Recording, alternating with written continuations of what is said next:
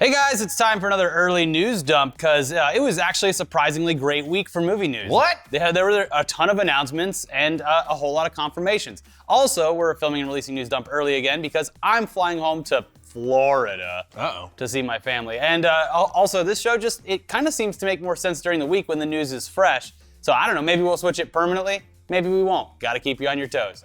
But let's start this week's entertainment news roundup with some newly announced projects, starting with a Breaking Bad movie? What? It's kind of hard to believe that it's been 5 whole years since Breaking Bad, one of TV's greatest shows, aired its final beautiful episode and wrapped the series up in a way that was ultimately satisfying without letting the show continue into mediocrity the way AMC has done with other shows.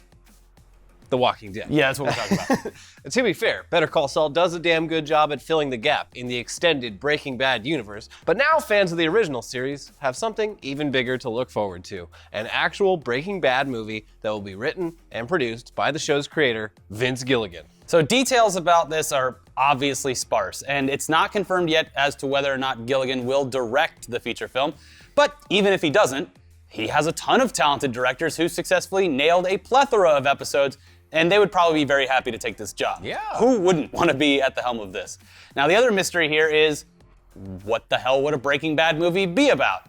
Now, we already have a sort of prequel to this universe, thanks to Better Call Saul, and a prequel specifically about Walt and Jesse, or Walt or Jesse.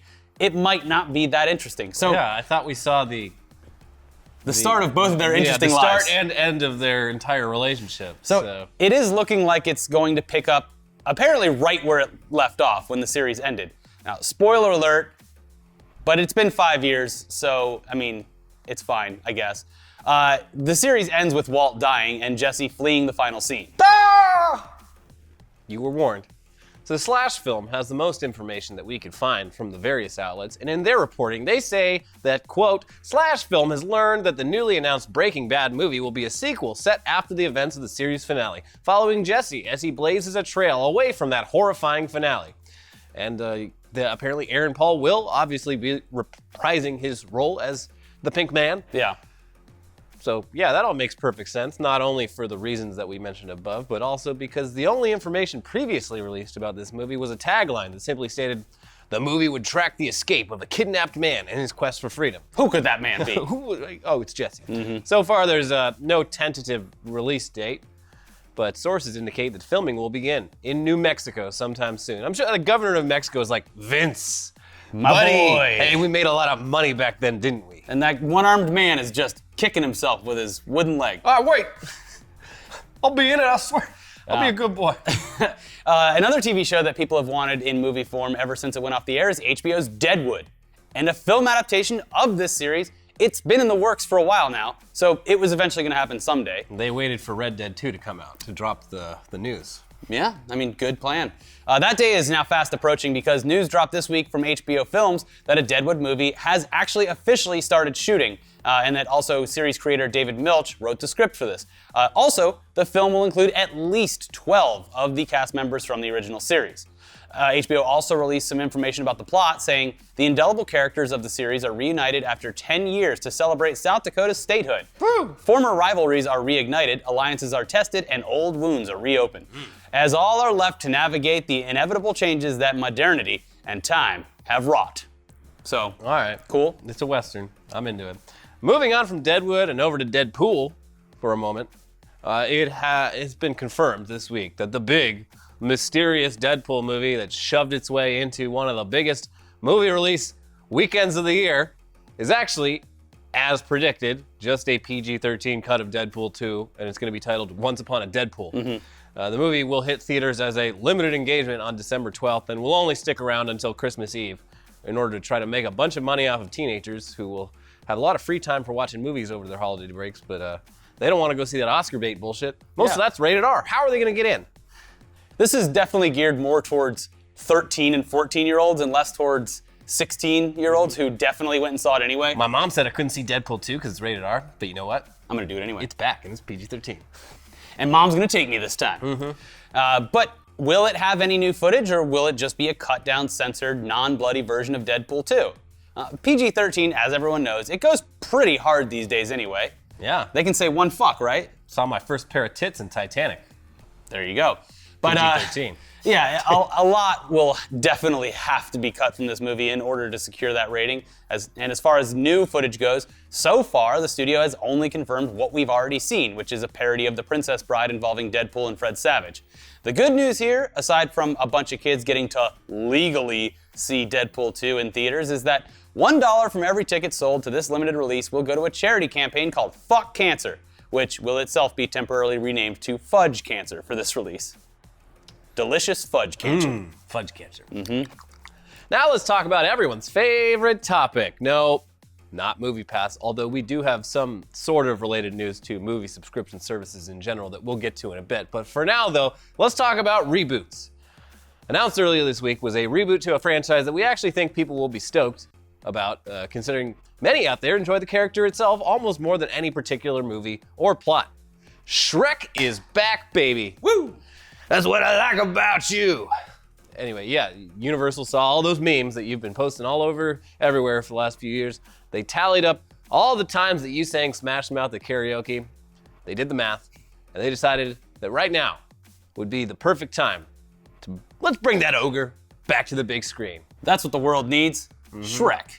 This reboot will apparently be helmed by Chris Meledandri, who brought us Despicable Me, which actually might eclipse Shrek as far as memes are concerned, thanks to the Minions and all of the elderly women who share the memes, including Minions, on Facebook. Now, the real question here isn't whether or not a Shrek reboot could work, because it totally could, but the question is whether or not the original voices for Shrek and Donkey, Mike Myers and Eddie Murphy, will return. So far, there's nothing actually confirming them as voice talent. This reboot's very early in the development stages, but for what it's worth, according to Variety, Meledandri says he would like to get the voice cast back together, but also doesn't want these new films to just seem like, quote, yet another film in a series of sequels. So who knows? But I know that you're all very curious about what Smash Mouth has to say about all of this, and they did make a statement. Good. Sort of. When the news was announced, they tweeted a link to this announcement and just said, what?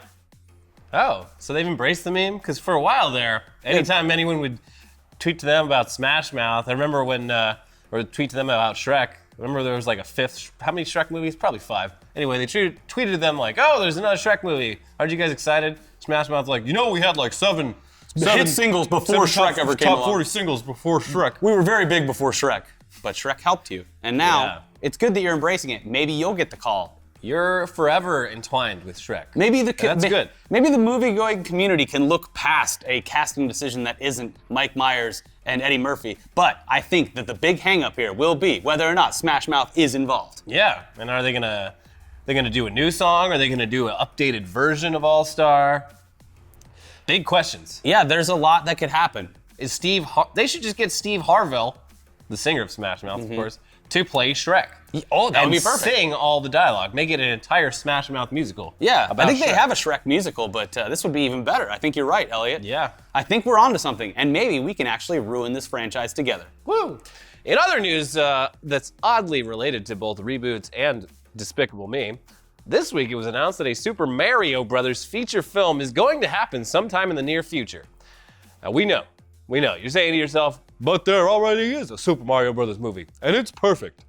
This is the voice I say. This is the voice I speak in because I think Super Mario's is a good movie. Is that my voice? Because I love the Super Mario Brothers movie. That's your voice. I'll say you're not wrong. If you said that it's a perfect movie, you're not wrong. There are dozens of us. Yes, we're non-nudes and we love Super Mario Brothers, the movie.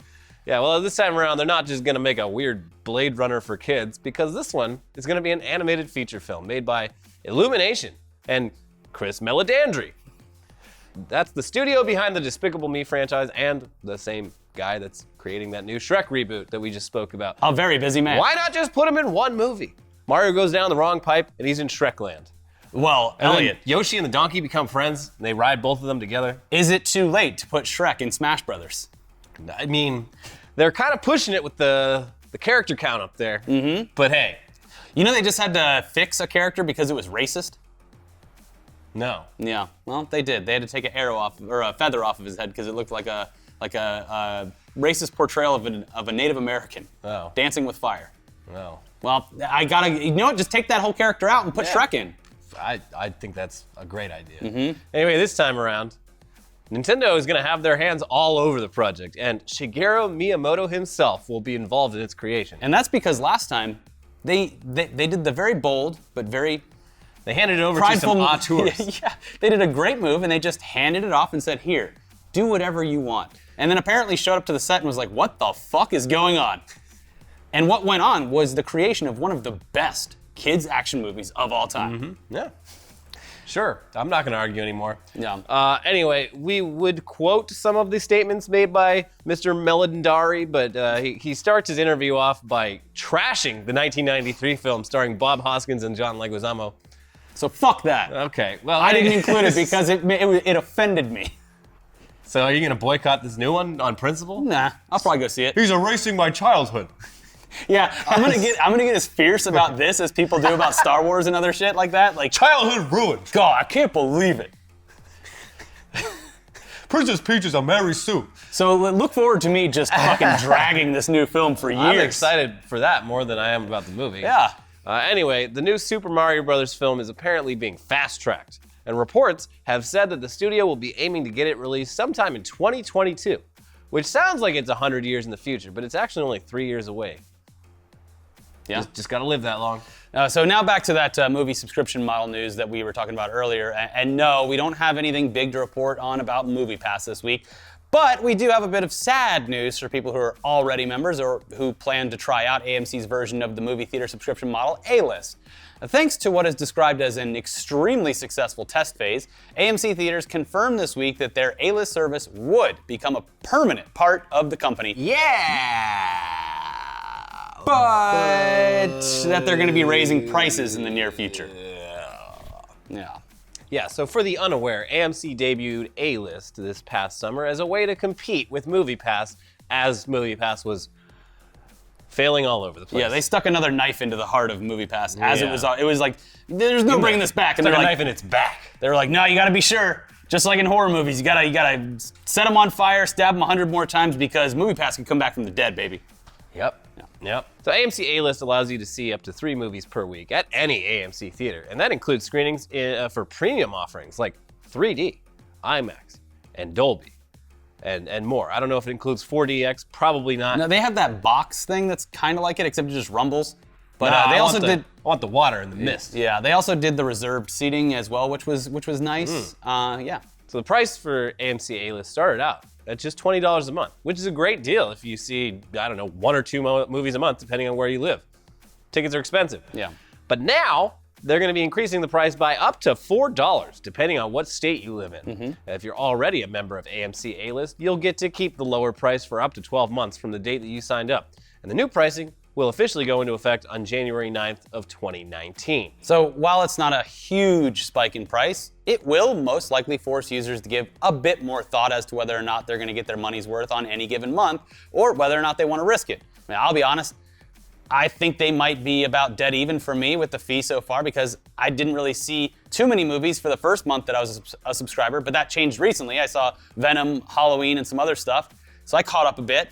And I'm sure I'm going to be seeing a ton of movies over the next few weeks as we creep towards the holidays. There's a lot coming out.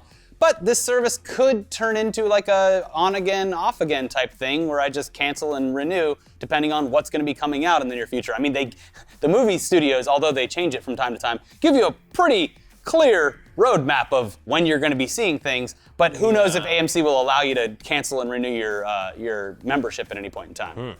Anyway, for trailers this week, there were, all your typical big studio fare, Fantastic Beasts and the Crimes of Grindelwald. Someone on Twitter asked me to do that. Okay, good. Because apparently all the other videos that I did that in are gone now.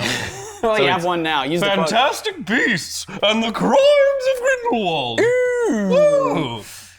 Then there was also Secret Life of Pets, blah, blah, blah. Who gives a fuck? We can't show you any of those. Nope. And I don't really want to explain why again, but if we show trailers, we lose any income on these videos. It's just the way it is now, apparently. So instead, here's one that we will take a risk on this week. And we're going to tell you about one that you should watch but that we can't risk showing you. So the one that we're gonna risk it all on this week is called The Orange Years, and it's a new documentary about the creation and rise of Nickelodeon in the 80s and 90s. Nickelodeon was the first network entirely dedicated to programming for kids and teens. And back then, it was truly something special because there was nothing like it. And they took a ton of gambles on programming that might never have made it to air today. It was subversive and cool, and it was run in a way that would make networks today go bankrupt very fast. Played it fast and loose. So many interesting stories. I love the fact that their game shows were so low budget that they had to design the games to be super hard because they couldn't afford to give out prizes very often. Yeah, that was a story confirmed specifically about Legends of the Hidden Temple, where Kirk Fogg was, I think, the host, and he was like, yeah, if we gave away too much, like at the taping before, we would just make the temple guards pop out wherever and just steal the kids. It was very unfair. It was rigged. Yeah. Anyways, the documentary also includes interviews from a lot of the original people behind the scenes. Maybe a little Mark Summers. No, there's definitely Mark Summers. Maybe a little bit. Who's the guy that hosted Guts? Mike O'Malley. Mike O'Malley. Yeah. He's on sports now. He's in like Dish Network commercials and shit. Yeah, he's doing fine. But yeah, it was a special time. There was some of the best shows that Nickelodeon has ever had to offer right there in that early 90s chunk. So this is premiering next weekend in New York City. Boo! Big city liberal bullshit bubble. But we're not entirely sure if and when anyone else will be able to see it. Hopefully it comes to VOD sometime soon. I would assume. I would imagine that they put this out in like December on iTunes. New York City! Keep your fucking documentary. With your Alexandria Ocasio-Cortez. Anyways, now for the trailer that you should definitely watch, but we probably can't show. This week we got a brand new trailer for the Coen Brothers Netflix movie, The Ballad of Buster Scruggs. Buster Scruggs. And that, despite anything that we think about it, the movie we've been very excited for it, but it's not about the duo that we talked about earlier with the big city smarts and the real world tactics. Coen Brothers decided to use their own script. I know. So sad. The Ballad of Buster Scruggs was originally supposed to be a series for Netflix, but now it's a 6-part Western anthology film, and it's a series of tales about the American frontier told through the unique and incomparable voice of Joel and Ethan Coen. Each chapter tells a distinct story about the American West. The film, it's actually screening in select theaters this weekend. Probably in New York City. Definitely in New York City and Los Angeles. Los Angeles? Full of demon rats. That's what I call Democrats.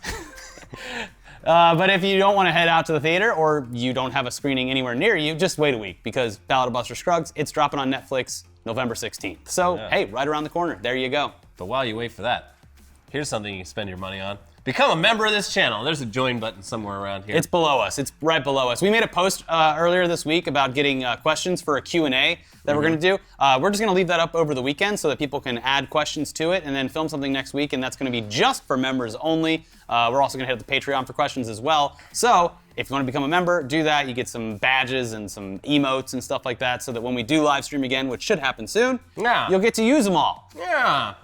And stay tuned for weekly weird news coming up soon. It's a fun one. Until then, watch Tech News Day, and we got some Diablo. We broke down the whole Diablo saga, so check that out, and we'll see you for weekly weird news very soon. Bye-bye. Bye.